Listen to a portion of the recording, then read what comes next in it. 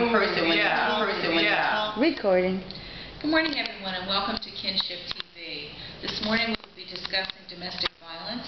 As some of you may know, domestic violence is a serious issue, and it affects approximately 1 in every 4 women will experience some form of domestic violence at some point in their lives.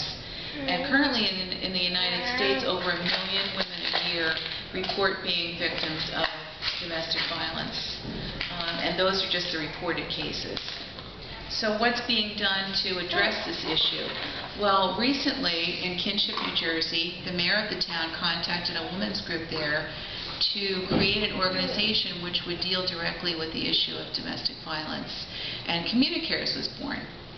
And today we have some members of CommuniCare's board of directors.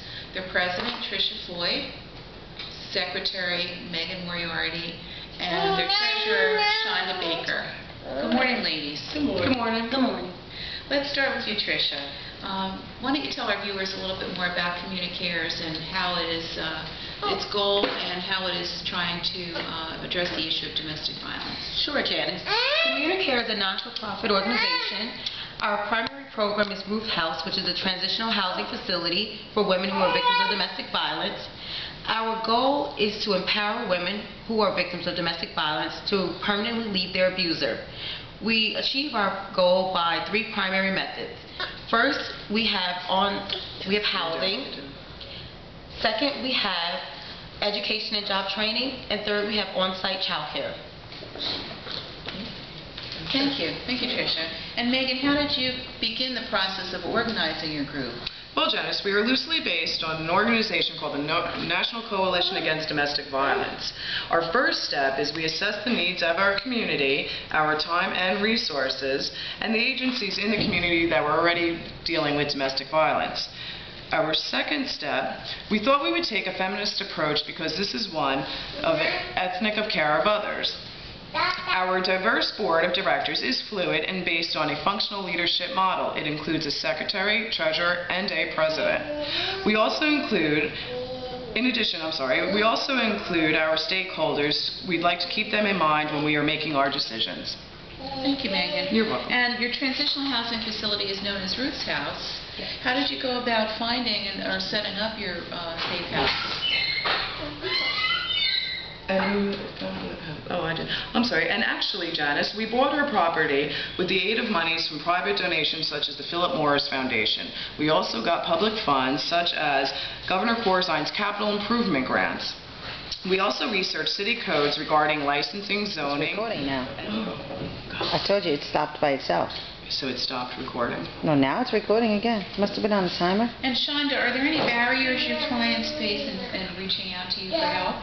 How willing do you think some of the victims are in coming forward? Some of the barriers that we find are that clients are afraid of the attackers and that they will come after them. Some of the other barriers we have is we have African Americans and some Latinos who have at some time experienced discrimination, so they're fearing that they will not be believed.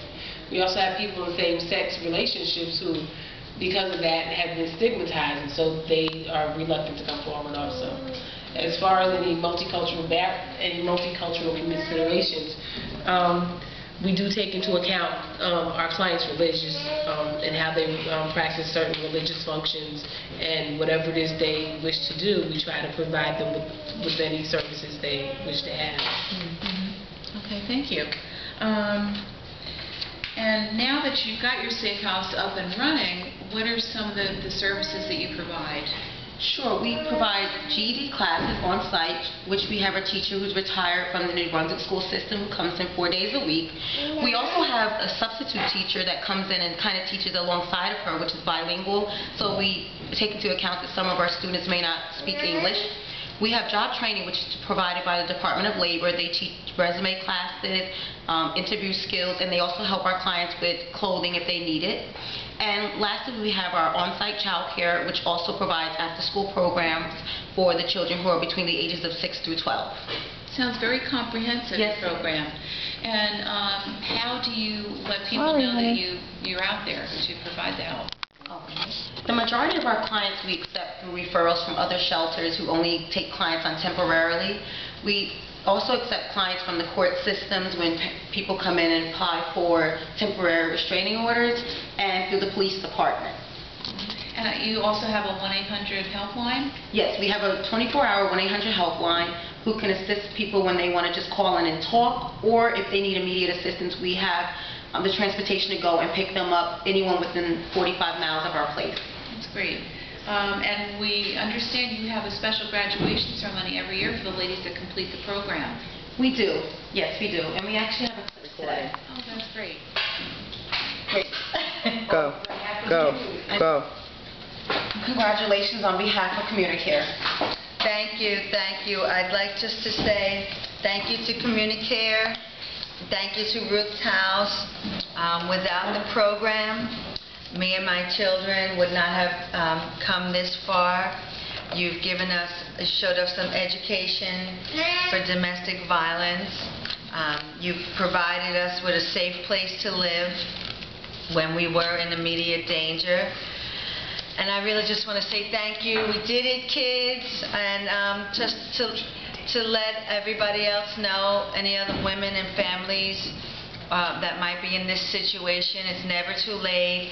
I was pretty much rescued out of a bad situation.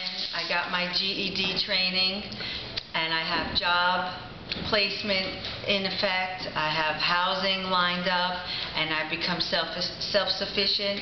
Thank you to CommuniCare and Ruth's House. So I just want to say thank you, CommuniCare. 1 in 4 women experience domestic violence. 85% of women, 15% are men, are victims. Women ages 20 to 24 are at greater risk.